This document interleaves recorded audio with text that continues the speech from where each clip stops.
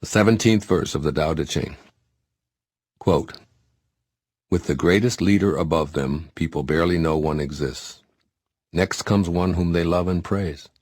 Next comes one whom they fear. Next comes one whom they despise and defy. When a leader trusts no one trusts him. The great leader speaks little. He never speaks carelessly. He works without self-interest and leaves no trace. When all is finished, the people say, 'We did it ourselves.'" Unquote. Living as an enlightened leader. To reflect the lesson in this verse of the Tao Te Ching means changing how you see authority, which means viewing great or enlightened leaders as those who don't actually lead anyone. Through the perspective of the Tao, such individuals create an environment where everyone feels that they have a personal responsibility to and are a part of the process. By adopting this model of an enlightened leader, you'll be more than likely to alter the ways you criticize and admire captains of industry, government, or religion, as well as the way you guide others. The advice in this 17th verse is directed toward leaders of all kinds. In fact, you can personalize it by substituting the words parent or teacher for leader. Examine the ways that you view your own tactics and then make the changes that are necessary in order to be someone who makes an enlightening difference in the lives of others. First, you must stay in the background and become an astute observer of what's taking place. Then ask yourself how, without interfering, you can create an environment that will help everyone act responsibly. The Tao advises making yourself as invisible as possible if you truly wish to be an effective leader. Thus, perhaps your best strategy would be to actually leave the room and allow everyone else to act without feeling that they need to impress you. Maybe you should offer a slight suggestion and then an immediate departure. A knowing smile or gesture that conveys to the group that you trust in its ability to figure things out might work best. Possibly what's needed is for you to tell a quick story of how others have resolved similar issues, or you could simply meditate and send positive conflict-resolving energy to all the individuals present. Whatever your decision, you'll be well aware of the need to create an environment where everyone will be able to say, "We fixed it ourselves without the need for any interference from anyone. We really don't need a supervisor." This approach, of course, involves suspending your desire to be seen as a strong authority figure. Truly inspiring leaders get results by their own example. They encourage others to be responsible and do the right thing, but not by proclaiming and bragging about their unimpeachable management. They create space for others to be inspired and to achieve their own greatness. When the time comes for receiving accolades, they dissolve in the background, wanting everyone else to feel that their accomplishments arose from their own leadership qualities. The supreme Taoist leader always leaves people to choose and pursue their own way of life, their own conception of the good. The view of a self-styled authoritarian is not the way enlightened leaders see themselves. Rather, they raise the energy of an environment through a viewpoint that elevates lower inclinations. In this verse, the Tao offers 3 other ways of choosing to be a leader. One option is to make a difference in the lives of others, resolving conflicts through love. By being an instrument of love and making an effort to praise others, this leader stays in harmony with the Tao. Those who are praised are inclined to become self-loving and act in a cooperative rather than a competitive fashion.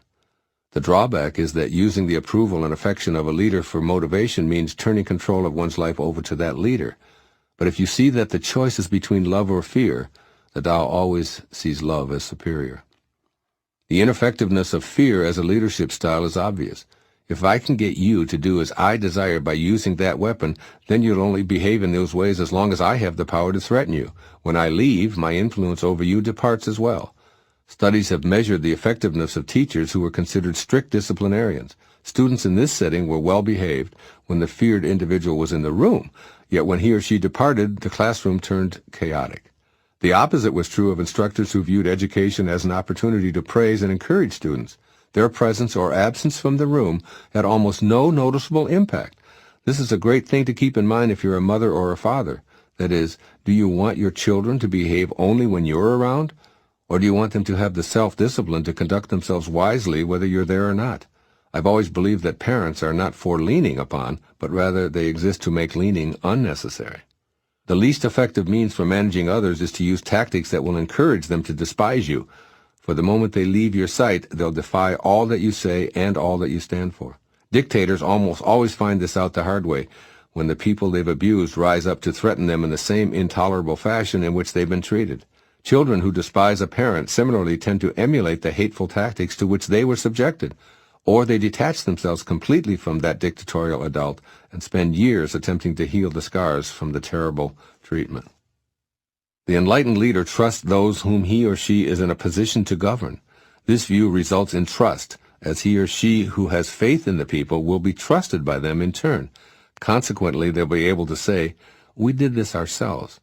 So raise your children to be self-sufficient, to make their own decisions as soon as they're able, and to feel pride in the decisions they do make. See yourself as an enlightened leader and show the world a new type of leadership. Children who grow up with such a view will be the next generation of great leaders that Lao Tzu describes. Here's what I believe the esteemed master Lao Tzu is offering you today. First, instead of believing that you know what's best for others, trust that they know what's best for themselves.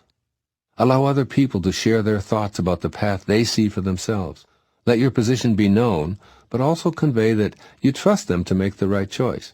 Then step back and peacefully believe that the way you look at this situation will change.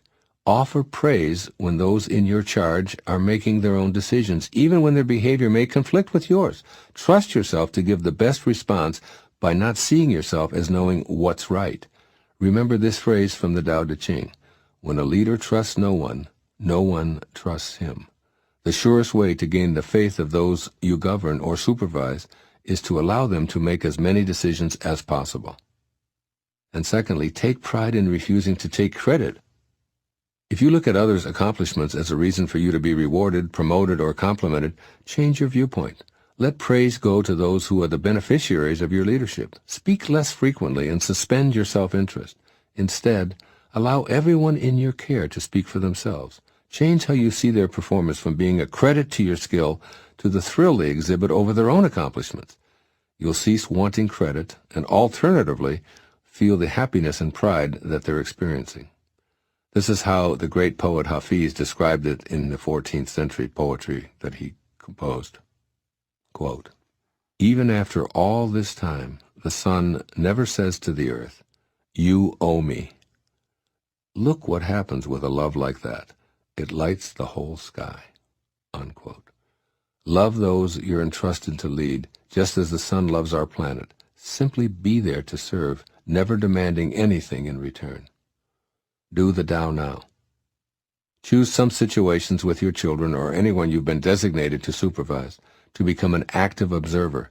Nod, smile, frown, or gesture without saying a thing where you previously would have readily interfered. Notice how your active observing impacts those you've been assigned to lead. This is Tao leadership.